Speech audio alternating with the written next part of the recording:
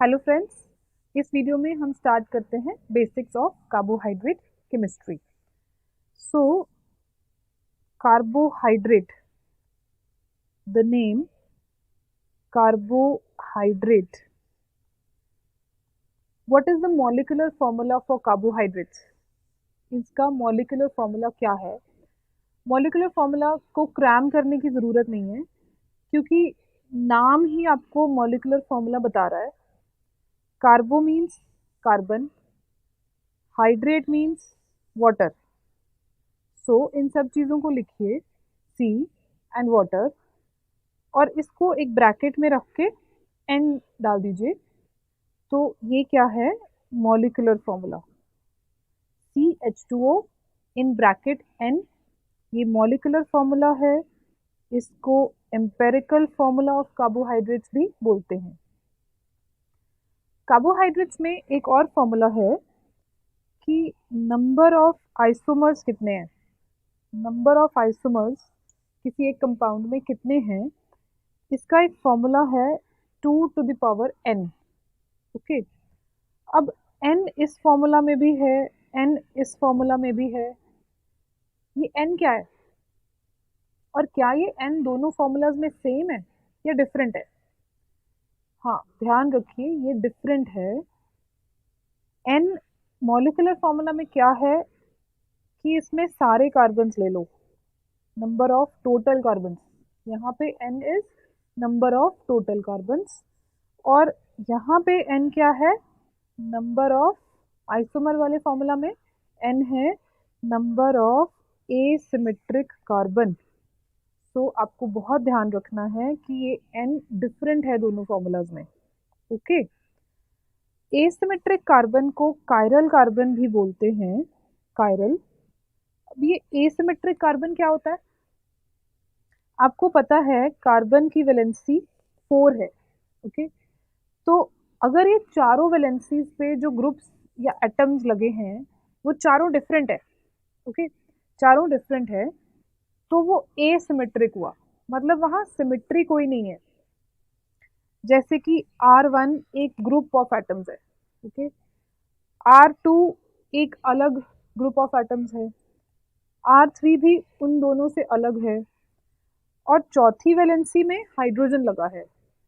तो ये जो कार्बन है जिसकी चारों वैलेंसीज पे डिफरेंट डिफरेंट चीजें लगी हैं, इस कार्बन को कायरल या एसिमेट्रिक कार्बन बोलते हैं।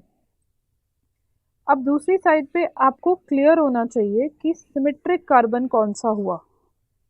अब यहाँ पे कुछ सिमेट्री होनी चाहिए। तो जैसे कि 2 वैलेंसी सेम है, या 3 वैलेंसी सेम ग्रुप्स, 3 वैलेंसीज पे सेम ग्रुप्स लगे हैं, या चारों ही वैलेंसीज सेम है, जैसे कि CH2 सिमेट्रिक होगा, 2 हाइड्रोजन है। CH3 भी सिमेट्रिक होगा, CH4 भी सिमेट्रिक होगा।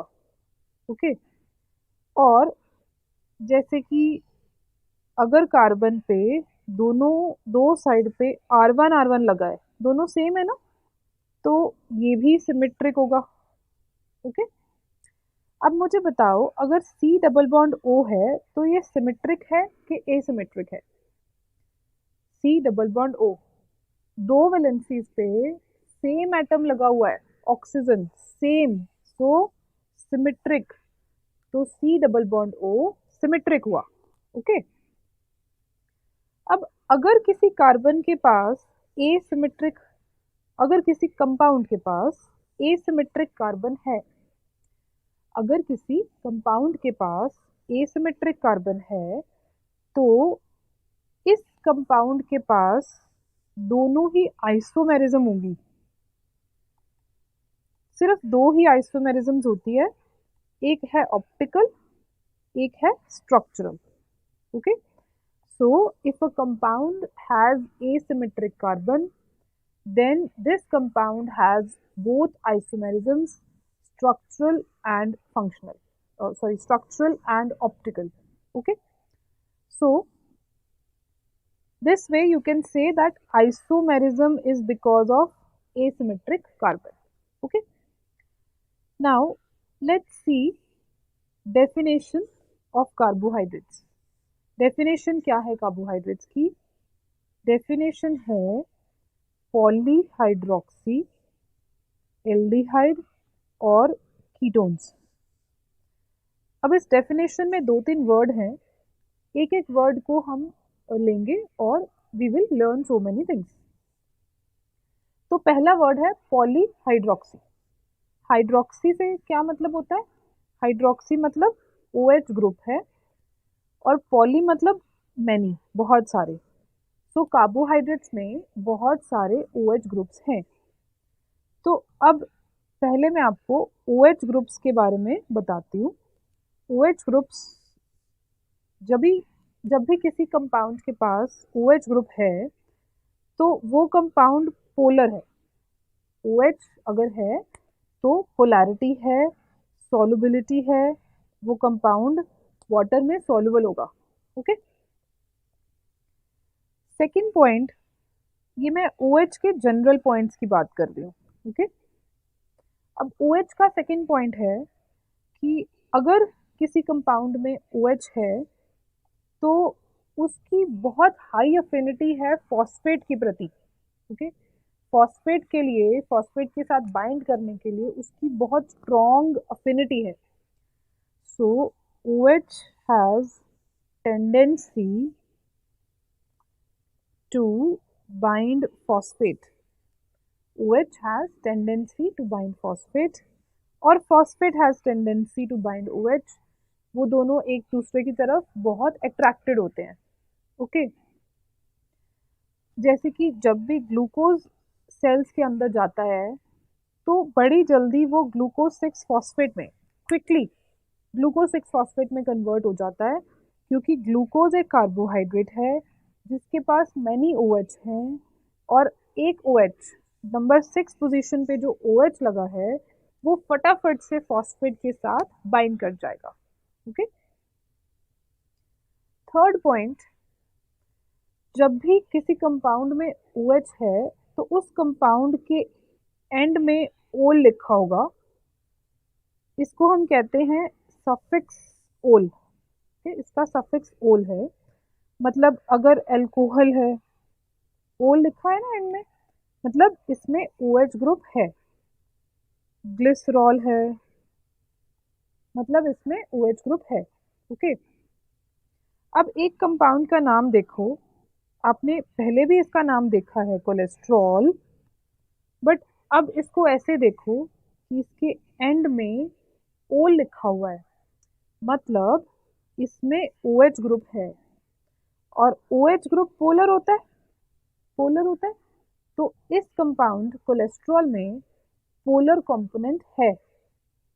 और आपको पता है कि कोलेस्ट्रॉल एक लिपिड है और लिपिड्स नॉन पोलर होते हैं, तो कोलेस्ट्रॉल में नॉन पोलर कंपोनेंट भी है, इसमें पोलर कंपोनेंट भी है।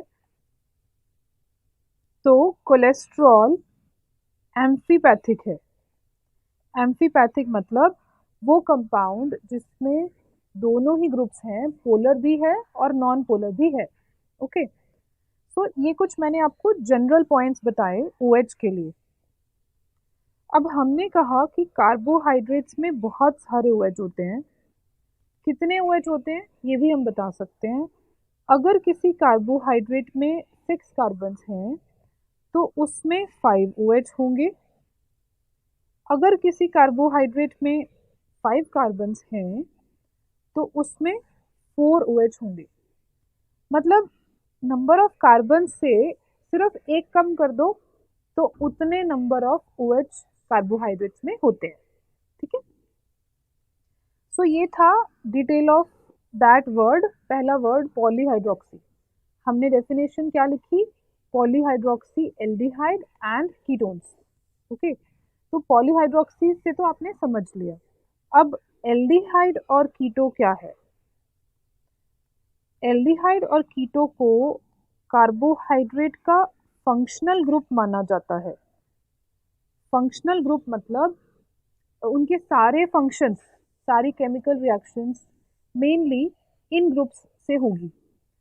या तो कार्बोहाइड्रेट में एल्डिहाइड होगा या कीटो होगा। ओके। अब कभी भी OH को फंक्शनल ग्रुप नहीं कंसिडर करना है। फंक्शनल ग्रुप अगर बोला कार्बोहाइड्रेट्स में तो वो एल्डिहाइड या कीटो है। ओके, अब एल्डिहाइड क्या होता है और कीटो क्या होता है? अगर मैं एक 3 कार्बन स्केलेटन लेती हूँ, एक 3 कार्बन स्केलेटन, इस 3 कार्बन स्केलेटन में अगर डबल बॉन्ड O नंबर 1 पे पड़ा है और उसकी वैलेंसी कंप्लीट होगी हाइड्रोजन यहाँ लगा के, तो अब ये वैलेंसी कंप्लीट है और ये ग्रुप CHO जो कि टर्मिनल साइड पे प्रेजेंट है, इस केस में C1 पे प्रेजेंट है, इसको कहते हैं एल्डिहाइड ग्रुप। सो एल्डिहाइड ग्रुप यूजुअली C1 पे प्रेजेंट होता है। और अगर डबल बॉन्ड O C2 पे है, आप देख सकते हैं वैलेंसी ऑलरेडी कंप्लीट है। ओके, वैलेंसी ऑलरेडी कंप्लीट है, मतलब कहीं बीच में डबल बॉन्ड O प्रेजेंट है किसी कार्बन पे, तो उसको कीटो ग्रुप कहते हैं। इस केस में नंबर 2 पोजीशन पे हमारा कीटो ग्रुप है। ओके, तो ये दोनों ही फंक्शनल कार्बन है। C double bond O functional carbon है। सो मुझे बताओ, फंक्शनल कार्बन इज सिमेट्रिक और एसिमेट्रिक? क्या बोलेंगे?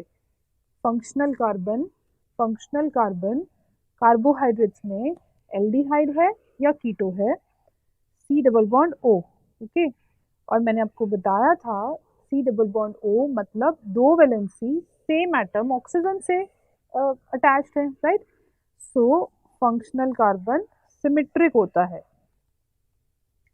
बट इस लाइन को मैं कंप्लीट करती हूँ कि फंक्शनल कार्बन सिमेट्रिक तो होता है लेकिन सिर्फ लीनियर कॉन्फ़िगरेशन में। मतलब जब कार्बोहाइड्रेट्स लीनियर स्ट्रक्चर्स में प्रेजेंट हैं, उस टाइम पे ये फंक्शनल कार्बन सिमेट्रिक होता है। Okay, functional carbon is symmetric but only in linear configuration, only in linear configuration. Okay, so we're done with this definition of carbohydrates and the basics. This is it for this video. Thanks for watching.